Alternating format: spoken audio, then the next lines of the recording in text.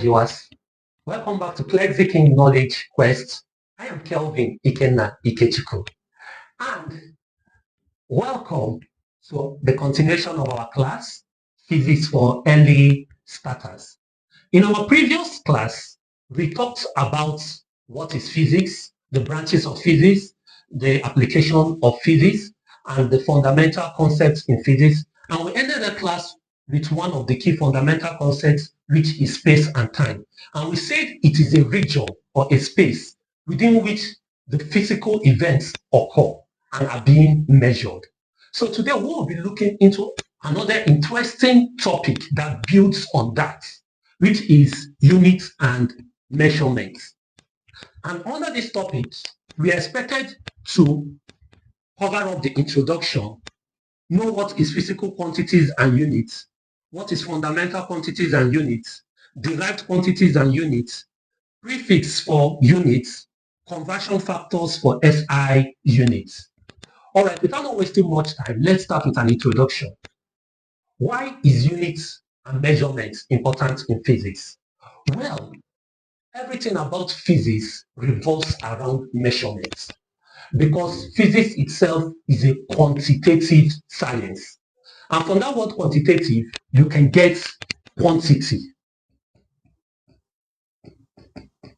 Now, it simply means that physics has to do with quantity and not quality at most times. When you want quality, you start looking into things like chemistry, where you'll be looking at how pure is this solution, how pure is this element. But physics talks about the size.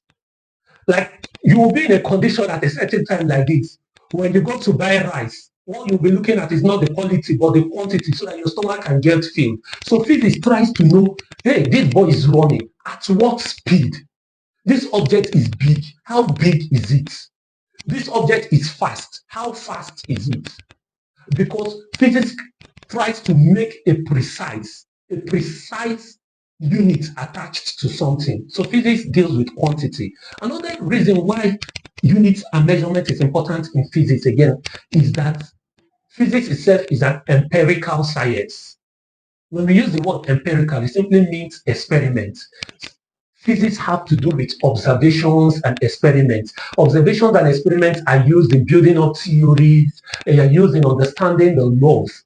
So for somebody else to be able to replicate this, you need to attach some things that will make that person, when the person sees it, the person will say, okay, this person used either 10 cm to carry out this.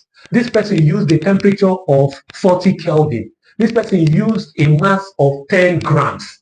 So all these things makes it easy for it to be replicated. Remember that whatsoever you carry out in physics, somebody else should be able to carry it out. Now, for instance, I want to cook, and maybe I want to prepare a soup, but I don't have specific recipe to cook that soup. I want to prepare soup, I just, out of my intuition, I take my quantity of salt. Out of my intuition, I just take maybe 4 cubes of Maggi. I did not even measure. I just chop some vegetables. I took some quantity of egusi and I put together. When somebody else wants to prepare that soup, because I did not have my proper recipe with a quantification, that person might prepare the soup and it might look different. So for everything to be uniform, that is why units and measurements is very, very important in science. Okay? Now, for us to further understand it, these units and measurements are being gotten from what we call quantities. Now, we have the physical quantities. These physical quantities are measurable quantities that we can see in the universe.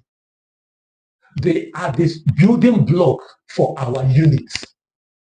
They are the building blocks for our unit. These quantities are length, mass, time, temperature, a lot of them, force, energy. All these things are quantities. Okay? Now, length simply have to do with what? Covering distance, height. Mass is used to calculate the quantity of matter an object possess.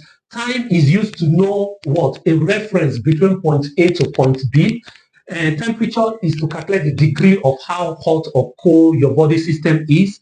We have force. You know what force is all about. The what that which tends to change the position of an object. All these are quantities. Okay. From these quantities, we now have what are called units, because units itself is what? A reference assigned to a quantity, so as to help you determine the magnitude. I have a length of 10 watts. Is it meters? Is it cm? I have a mass of 20 watts. Is it pounds? Is it gram? Is it kilogram? So all these units help us to determine the magnitude of all these quantities. We have various types of units, but the most acceptable one currently now is the SI unit, which was formed in France. Now that SI unit is widely accepted, although the United States are still making use of that of the English, but the SI unit is widely accepted.